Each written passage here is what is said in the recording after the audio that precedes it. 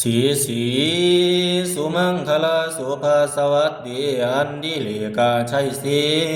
สวัสดีจงมีแก่ฟุ้งข้าทั้งหลายทั้งเทพานาคุณเทพบุตรเทพยดา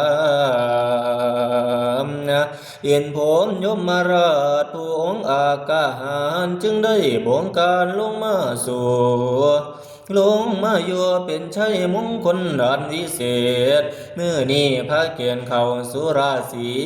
ละเป็นวันดีสุดขนาดอินทำผาดพร้อมตีย่างทั้งนวังขาดครัวพร้อมกันยอดสอนโลนพระอาทิตย์จรจันทร์เลือกอังคารถึกมหาชัยพุทธพาดไปเป็นโยกสุขเสาใดอุตตมะโชคพร้อมลักขาน้ำอันนี้ตามตำราว่าได้เลิกถึกหน่วยซื้อว่าอุตตมราศีวันนี้เป็นวันดีอันประเสริฐคือว่าเลือละมองละหัวปุ่นแปลงดีแต่งแล้วพาขวัญแก้วยกย่อมามีทั้งเถ่าพญาเสนาและอามา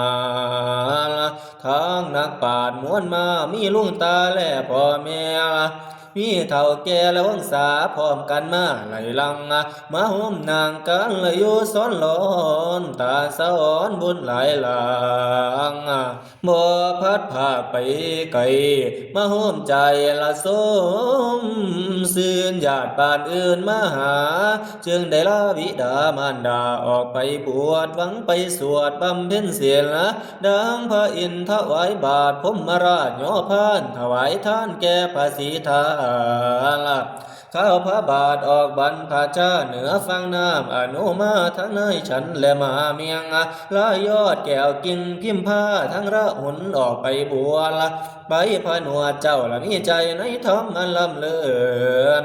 ได้มาเกิดในท้องมารดาแม่ได้เลี้ยงมาเป็นอันยากเลี้ยงลำบากทุกคนคืนตั้งแต่อยู่ในอุทธรท้องแม่ก็ลำบากแท้เหิงนานเชียรการนักนวงท้องกินเนื้อเฮ็ดแสบฮอดแม่ก็ค่อยพี่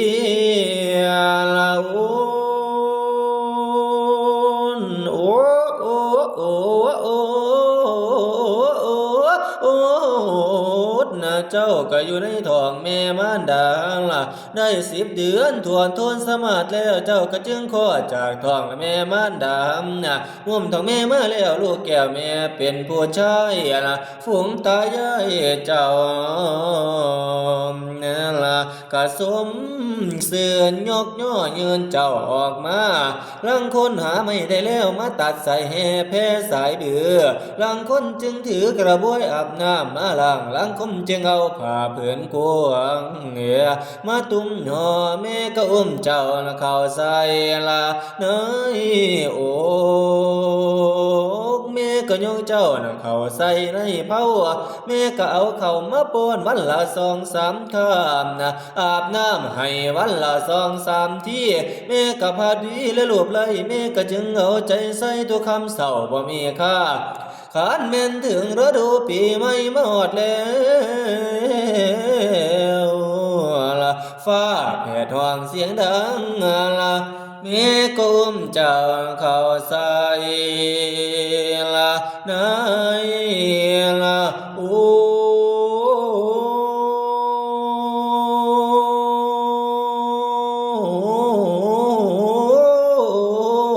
โอ้โอ้โอ้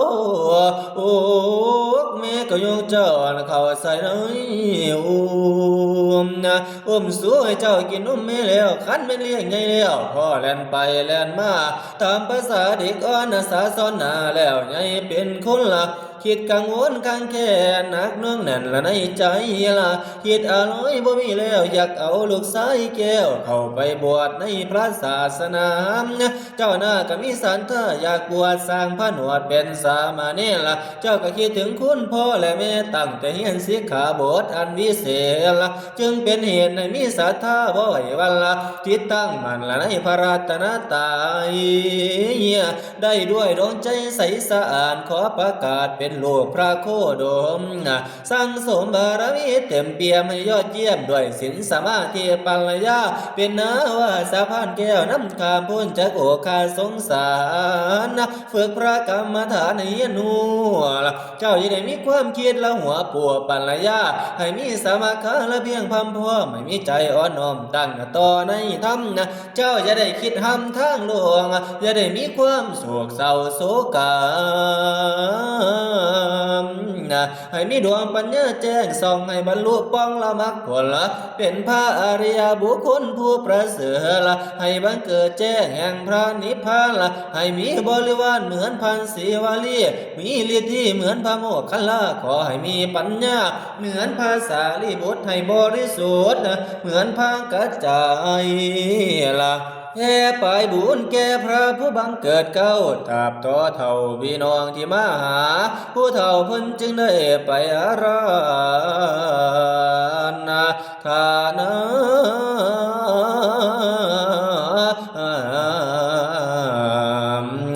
เอาอาจารย์เจ้าผู้ฉลาดมานั่งศาสตร์เอิ้นเซิ้นขวาน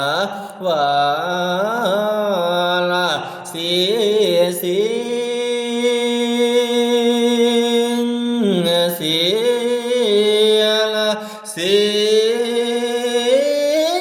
โอ้โอ้โอ้โอ้โอ้โอ้สีละมือนี่ละมันละมือสาละวันนี้เป็นวันดีวันเศรษฐีอมุตตะสุประสิทธิโยกของราคานาละไหวปู่ตาก็จึงได้มาสู่ไหวพ่อปู่ก็จึงได้มาหาตามภาษีภาษาข่อยนี่เป็นผู้เฒ่าหูสร้างเว้ากาเซิ้นขวาละว่า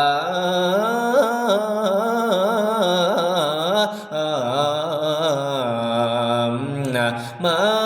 พลัญญาสา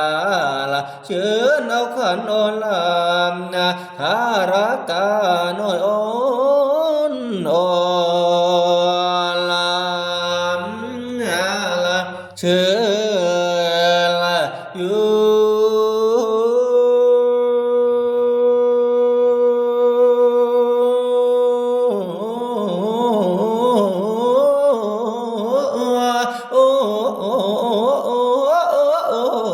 โอ้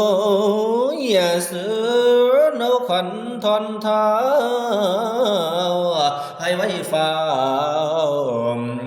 ให้เต้ามาละให้เต้ามาเดียว่ามาเยอะควันละบาทว่าเดือนหาละมีละสาละอยู่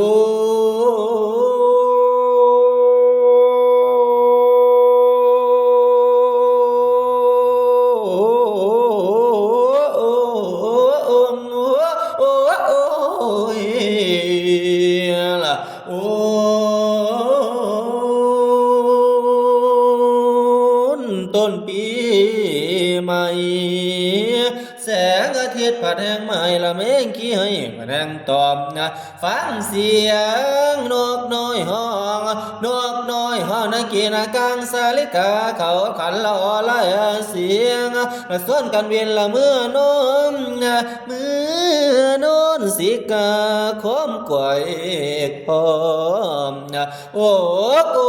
ตุยมันสิวานาตัวละโอ้ยโอ้โอ้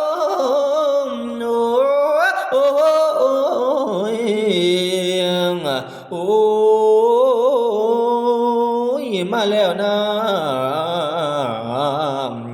ควันเอ้ยตีมีข้าให้เจ้าเนื้อมาข้าทองดามีทั้งกล้วยงาและมันแซงแกงสลุและหมอกไก่ได้แล้วใส่ทางมาฝูงวงสาเลญาติพี่น้องฟังเสียงเขาลังคอ ดังมาเจ้าอยู่อยู่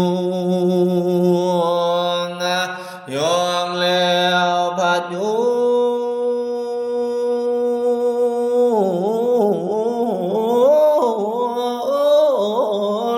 โอ้ยโอ้โยงโยงคองเจ้าหัวพอเพิ่นตีมาละโยงโยงคองเจ้าหัวสาเพิ่นตีเป่าสมเด็จมาลาสันเจ้าสิตีของบอกเป่าคนละบอกเป่าคนเดือเด้อว่ามาเยอะขวัญเอ๋ยให้ขวัญเจ้านี่ละมาอยู่กุฏิเสาแก่ละมาอยู่แผ่นทะลงเพียงมาอยู่เตียงเก่าเด้อว่ามาเยอะเอ๋ยละขวัญผู้เป็นกานั้นให้เจ้ามาอยู่แวนไว้ขวัญผู้เป็นบัดและเป็นไห้ให้เจ้ามานิมนต์เฮามีทั้งเท่านั้นนายคอยซักไม่ก่อนเท่าตามหลังมาจุบจุบจุบจุบจุบจุบจุบจุบจุบว่าเนื้อว่ามาเยอะขวัญเอ๋ยละให้ขวัญเจ้านี่ละมาน้ำทางเส้นคนทองละมาน้ำทองเส้นคนทางมาน้ำทางเส้นกว้างไม่ไฟความน้ำนาละบาดว่าน้ำเอียงละโอ้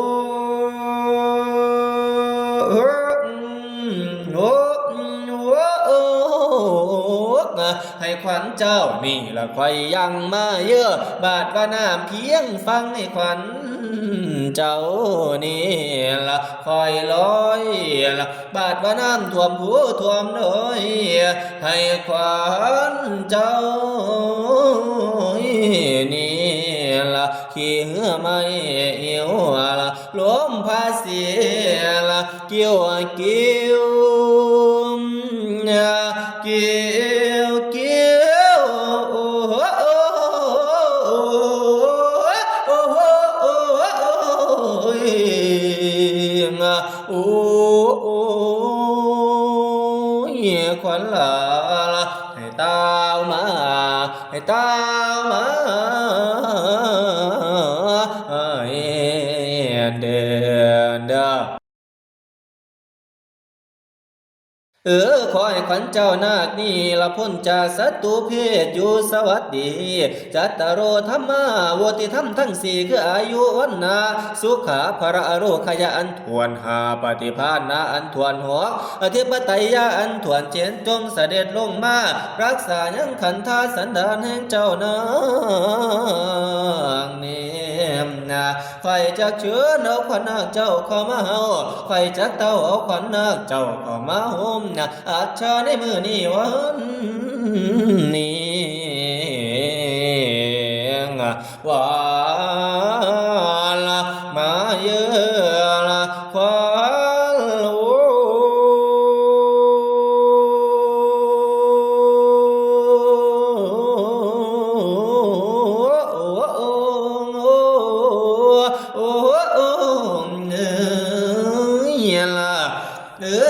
ขวัญเจ้านาคนี่ล้มไปเล่นที่ท้องเมืองนาคนางสนุ่มนุ่มน้อยที่ส้มซ้อนตามมาขวัญเจ้าล้มไปเที่ยวเล่นละชนละทาโนดาดนี่ละขวัญเจ้าไปเที่ยวเล่นกระแสน้ำไฟไก่ละขวัญเจ้าไปเที่ยวเล่นละโยมมานาขันลอยลงขวัญเจ้าไปหอมหวยหาซ่อนดอกมูสาว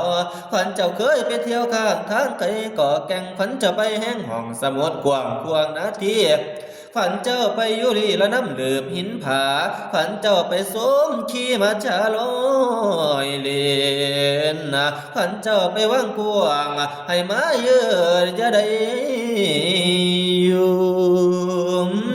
อย่าได้ป่าพ่อแม่ไว้โอ้ยทางพี่เพิ่นสีคองขวัญเจ้าอย่าได้ไปเดินคิรีไพนอกเขตขวัญเจ้าอย่าได้ไปเดินประเทศเที่ยวท่องละทางไกลอย่าหลงไหลไพ่ป่าขวัญเจ้าล่ะอย่าได้ไปสวมหมูลิงและกางเถ่าหมูนกเขาและเสือเสียงควายกระทิงและแห่สางละว่ามาเยืมขวัญ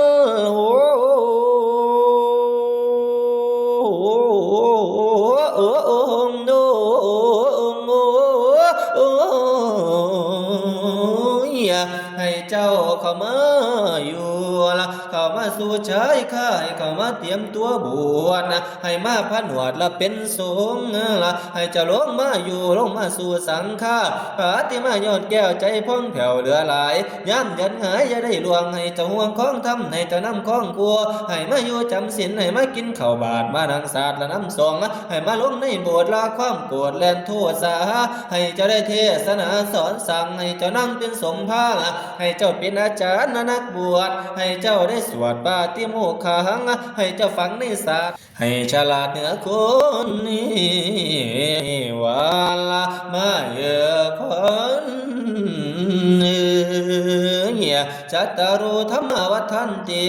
อายุโนสุขังพลังขอให้เจ้าหน้านี้ละอายุยืนยาววันนะข่าวผิวพองผิวเจ้าของละงามงนคนสะอ่อนก็ป่างามสง่าถือศีลไพเสียเทศประนมเกศสายหรือศาสนาของพระพุทธเจ้าให้นางเจ้าละมีเดชะให้ชนะฝูงมารเป็นอาจารย์ผู้วิเศษละกิเลสหายหนีดังอินทราเทราเจ้าพมมินทั้งแดนดินเจ้าโอ้ย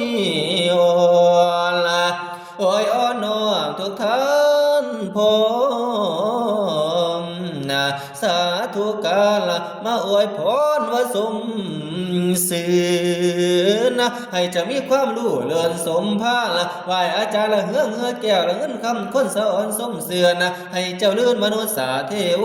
อย่าได้ข้าคัดของให้เจ้าทองพระบาลีให้มีหวังคงสืบสร้างธุระอังสองประการละเฮียนพากรรมฐานในที่ถวดครบสิ่งด่วนเจ้าทุกอาละ80,000ละ4,000พระธรรมขันธ์ละด้วยปัญญาเร็วไว้ตัดส่องสมองปองเร็วไว้สิ้นสดใสบ่ประมาทมีอำนาจในพระศาสนา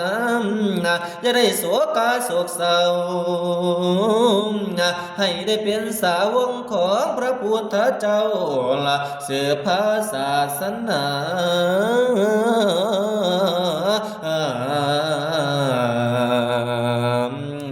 ด้วยบาทพังคาถาบทนานี้วามนะอาทิยาละอาทิ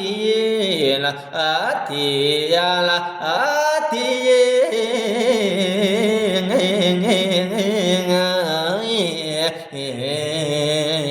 เดียละ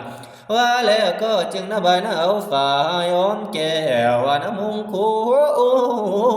ลปุณความดีความงามดูอาจผู้ควันลาดแขนลาละว่ามาเยอะ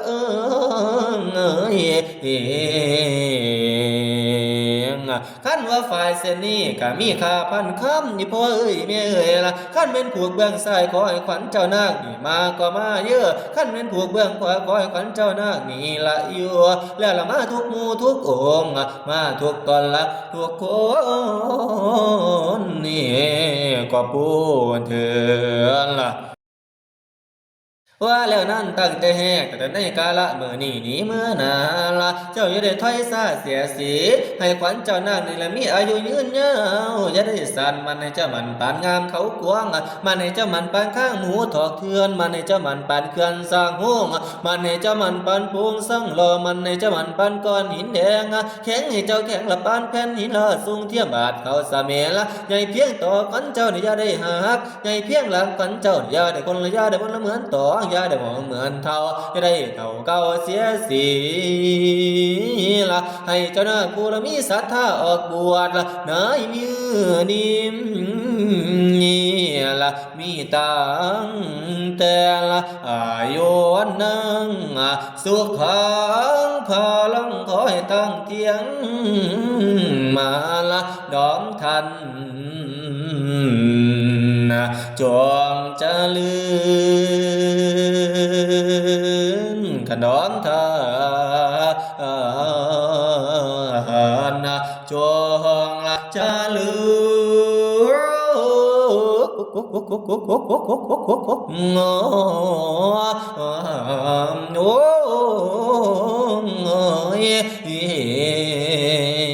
เดม